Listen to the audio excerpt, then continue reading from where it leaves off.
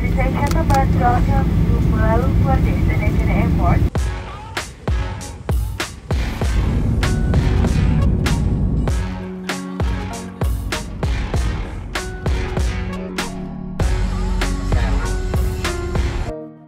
Halo semua, kembali lagi di channel KDRT. Nah, hari ini kita udah di bengkel Fast Auto Works, lagi mempersiapkan balapan endurance 88 lap. Ini mobil sebenarnya mesinnya semua udah prepare, selesai semuanya, alhamdulillah.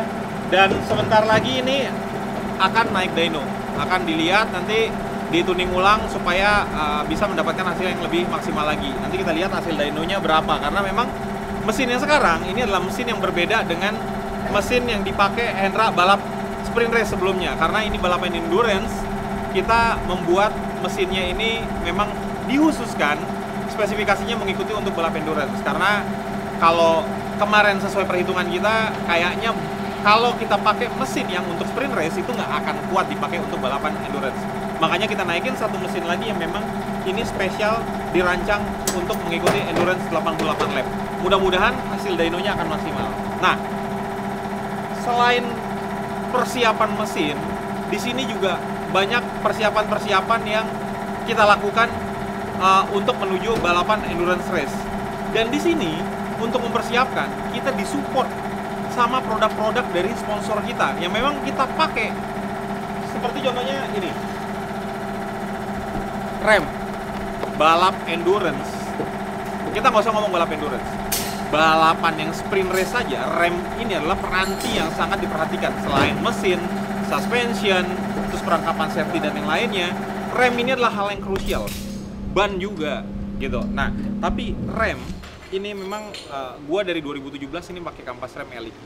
Jadi karena gua tahu mau balap endurance, jadi gua ngobrol sama perwakilan Elite Indonesia. Gua kasih tahu gua mau balapan di Sepang untuk balap endurance. Bisa nggak bikin kampas rem yang memang spesifikasinya ini kuat untuk dipakai 88 lap kali 5,5 km per lapnya. Nah, akhirnya Elite menyanggupi dan terciptalah nih kampas ini, tuh kampas racing ZA01N front, dan ini kampasnya udah ada di Indonesia. Jadi bukan cuma buat kita doang, sekalian mereka, karena kalau produksi cuma satu doang tentu kan mahal. Jadi produksinya sekalian banyak buat kalau memang kalian butuh buat di Indonesia. Nah, ini kampas rem ini bisa dipakai buat kaliper-kaliper yang big brake kit 4 pot seperti AP Racing, K-Sport, terus kalau nggak salah itu apa ya, Spoon. Ada juga yang bentuknya seperti ini, dan banyak lagi sebenarnya jenisnya, kalian bisa nanti cek di websitenya Elite. Nah, kalau untuk kaliper kita AP Racing 4 pot, kita pakai kampasnya modelnya seperti ini. Dan ini racing, working temperaturnya mulai dari 200 derajat sampai 880 derajat. Yang berarti yang namanya kampas racing itu pada titik 0 dia kerjanya nggak akan maksimal. Makanya kalau kita balapan harus ada warming up lap. Nah, warming up lap ini manasin ban, manasin rem, itu juga termasuk di situ. Nah, seperti ini karena memang working temperature itu mulai dari 200 derajat. Jadi mesti panas dulu sampai 200 derajat baru dia bekerja. Sampai di titik paling tingginya itu 880 derajat. Kalau kalian nonton vlog-vlog KDRT sebelumnya, kita sempat melakukan pengetesan kampas Elite yang itu notabene masih kelas advance, yang memang masih peruntukannya untuk street, yang sampai 350 derajat. Nah, yang 350 derajat aja kita tes pakai jazz kita GK, itu mampu tahan sampai 480 derajat. Apalagi yang memang itu diakuinnya di bukunya itu 350, sesuai speknya itu 350 derajat loh. Ini sesuai speknya diakuin 880 derajat. Yang pasti kalau kita balap malam, nanti ketika di episode selanjutnya mungkin pada saat race, nanti kalian bisa lihat, pasti nanti akan ada footage-footage yang memang pada saat kita ngerem, hard braking itu remnya sampai nyala, sampai kayak bara api. Nah, memang untuk supaya performa remnya bagus sampai yang berapi-api kayak gitu, kampas remnya ini nggak bisa main-main. Makanya gua order langsung sama Elite, ini khusus dibuat memang untuk racing. Sprint race bisa, endurance apalagi, dan ini akan kita coba segera. Jadi kita akan pakai kampas rem ini nih nanti. Ini lagi masang bucket seat, setelah itu nanti kita pasang kampas remnya juga dengan Elite kita pakai. Selain itu, namanya balapan pasti yang ada namanya onboard. Nah, kita pakai onboard cam-nya, kita pakai Blackview, pakai kamera seperti ini karena memang kita balapan endurance race, balapannya panjang, 4 jam.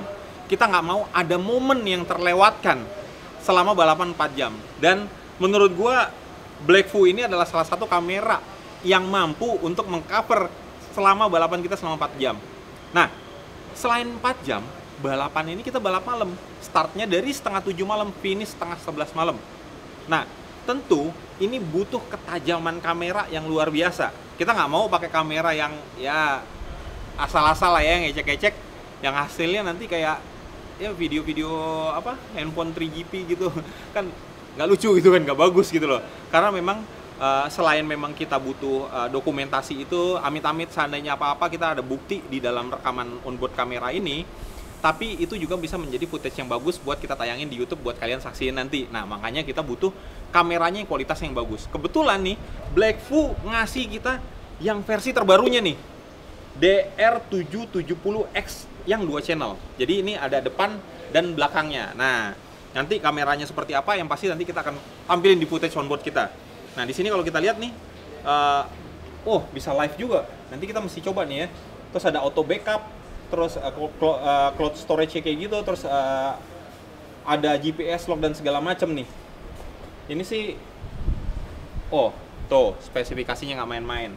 Full HD 1080p at 60 fps, front and full HD. Itu frontnya. Dan Full HD 1080 30 fps belakangnya. Jadi ini menurut gue udah cukup banget ya buat kita pakai untuk kita balapan di Sepang nanti.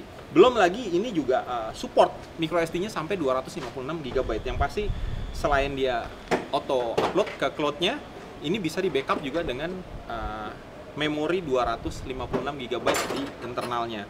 Ini udah lebih dari cukup sih menurut gue. Terus di sini juga ada kelebihan lagi. Yang gue bacain, ini speknya sebenarnya banyak kelebihannya. Kalian bisa lihat di website mungkin ya, di BlackView bisa kalian cari. Tapi di sini yang paling kepake, kenapa gue seneng banget pas di support ini, satu lagi adalah di sini high temperature cut off.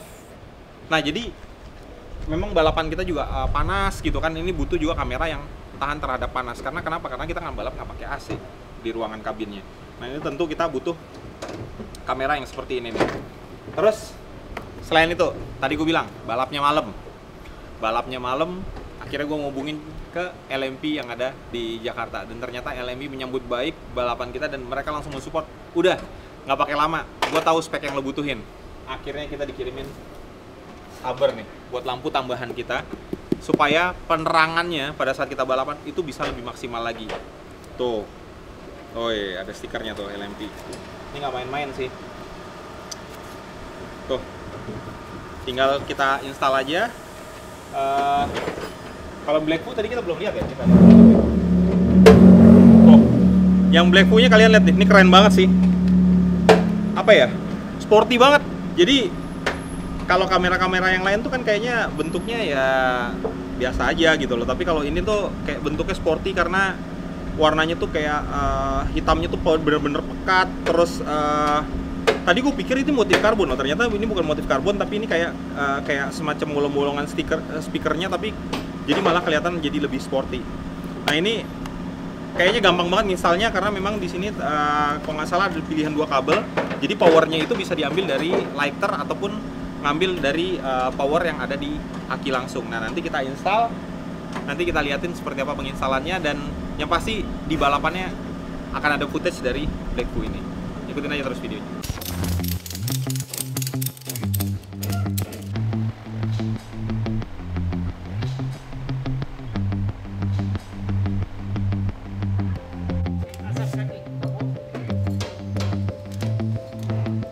Oke, seperti kalian lihat nih, mobil udah naik ke atas dyno, udah di setup, udah belt safety-nya juga udah pada dipasang. Nanti kita lihat hasilnya gimana. Mudah-mudahan hasilnya bisa maksimal, mesinnya sehat, itu yang paling utama. Nah, nanti setelah hasil dyno ini yang paling penting itu adalah kita nanti juga tahu kira-kira limit RPM-nya itu peak-nya di berapa. Itu yang paling penting karena itu akan menentukan kita nanti shifting di gigi berapa. Nah, setelah ini nanti kita akan ngobrol dikit sama Akyong kira-kira nanti untuk driver maintain mesinnya itu ketika lagi race seperti apa. Ikutin aja terus videonya.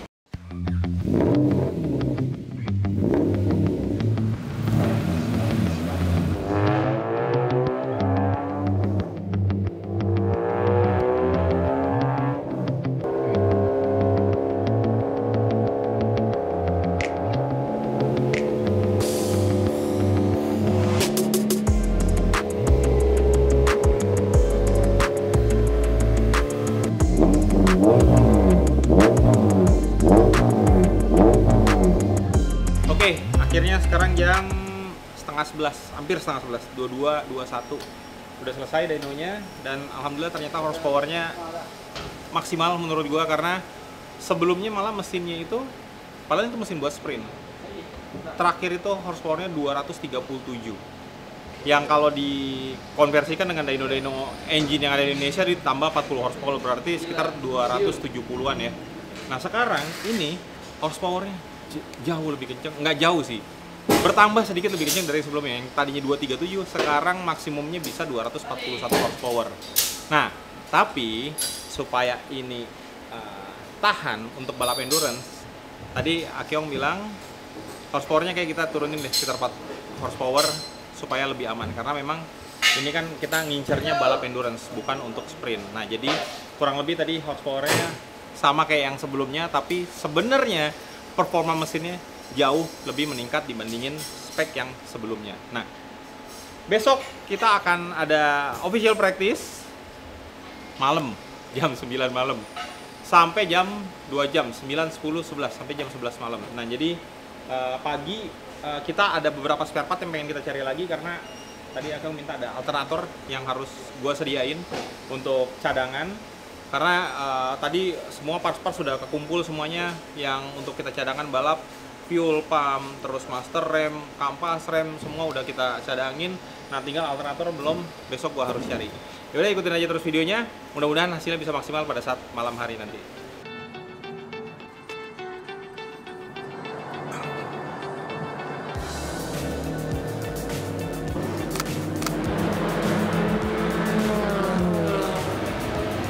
Oke, akhirnya kita udah berada di sirkuit Sepang, dan sekarang ini udah jam 21.35, yang mana harusnya sesuai dengan schedule jam 21.00 kita udah bisa masuk.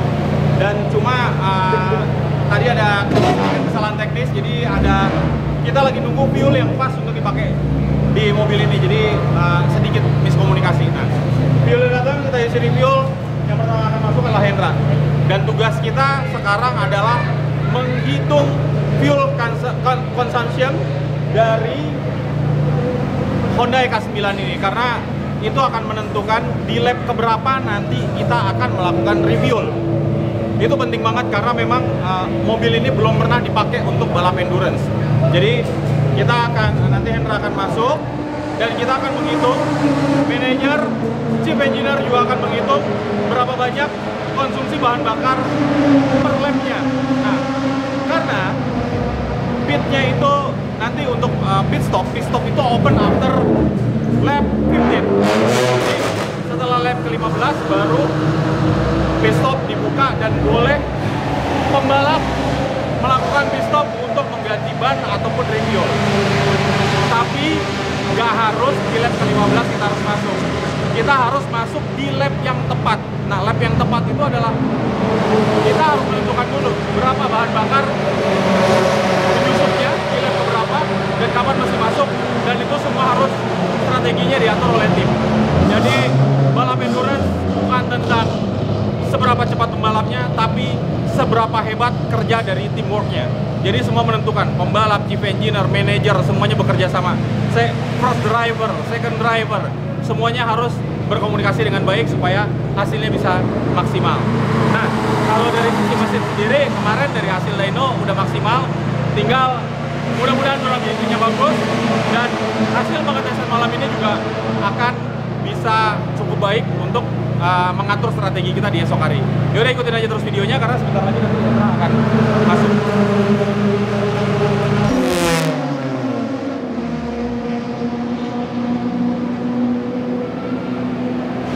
Oke, ini bahan bakar yang sesuai sama spesifikasi mobil ini udah datang, sekarang diisi, Hendra bersiap-siap, dan sekarang udah jam 10:15, berarti kita cuma punya waktu 1 jam 15 menit untuk melakukan pengetesan mobil ini. Nah, nanti kita lihat seperti apa pengetesannya, mudah-mudahan semuanya bisa oke, berjalan lancar.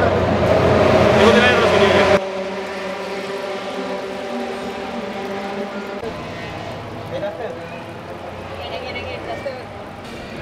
Baru aja mau mulai, udah ada drama. Ini barusan tangkinya bocor. Fuel udah diisi, harusnya Hendra udah masuk. tangki bocor. Mau nggak mau nih harus cepat mungkin diperbaikin karena waktu terus berjalan. Kita punya waktu 1 jam buat ngetes mobil ini.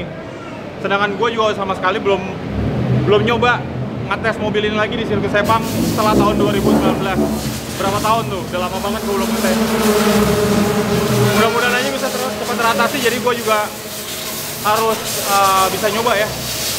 Karena penting banget sih harus nyobain mobil ini sekarang. Ya udah, mudah-mudahan cepat selesai masalahnya. Kalau isi oke, di on. Oh, di on. Pressure. Fuel pressure. Bahaya untuk kamu. Ya. Stand ada. Ya. Make sure everything safe. Dia berapa lap saya coba? 2, 3? 2 lap, 3 lap, tapi don't push so hard. Ya. Tapi agak berbahaya nanti kamu kena, dia akan keluar. Ya. Dia akan keluar. Saya takut kena exhaust. Ya. Maka Coba. Tapi aman tak kira-kira gimana? 1-2 lap jangan push. Weh, ini bukan push, dia keluar corner saja. Iya. Minyak naik. Memang minyak naik, tapi ombak dia bukan macam tu. Ya, tak apa, aku tak berani sebenarnya. Sebab exhaust panas. Boleh burn. Bahaya. Tak tu, dia keluar 2 lap. 2 lap. 2 lap saja tak? Coba ya 2 lap ya. Jangan push. So bila dia datang, masuk check. Kalau okey tu continue. Kalau dia leaky lagi kita tahu lah. Sekarang kalau terbakar ada dia fire extinguisher. Ada. Mana panjang tak? Masih coba dulu lah 2 lap. 2 lap masuk. Kalau tak ada leaky, baru plan lah. Continue, kalau leaky kita turun pulau.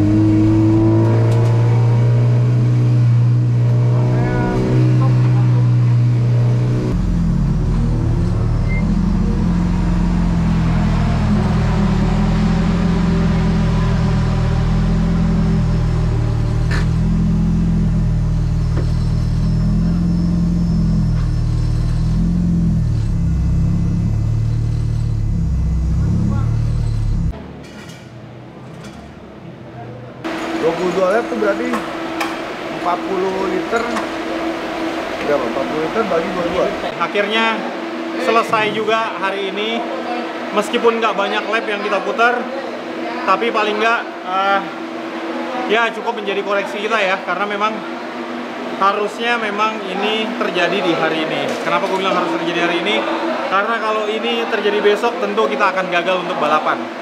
Jadi koreksinya adalah kita akan ganti tangki, kita akan benerin lagi driving positionnya, karena tadi pas gue nyoba muter keluar posisinya nggak enak. Begitu juga dengan Hendra, posisinya terlalu tegak. Sedangkan kalau kita di track, kita butuh agak reclining dikit, karena memang pada saat kita ngerem tentu kita akan ngedapetin G-force ke depan yang kalau posisi joknya tegak, bebannya akan terlalu banyak di pundak kita, dan itu akan sangat menyakitkan. Apalagi balapannya sebanyak 88 lap, yang mana setiap pembalap tadi kita udah coba atur sedikit strategi yang mungkin besok bisa berubah.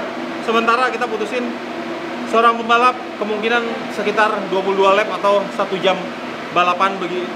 Begitu langsung setelah itu masuk pit stop, ganti driver, refueling, ganti ban, lanjut lagi.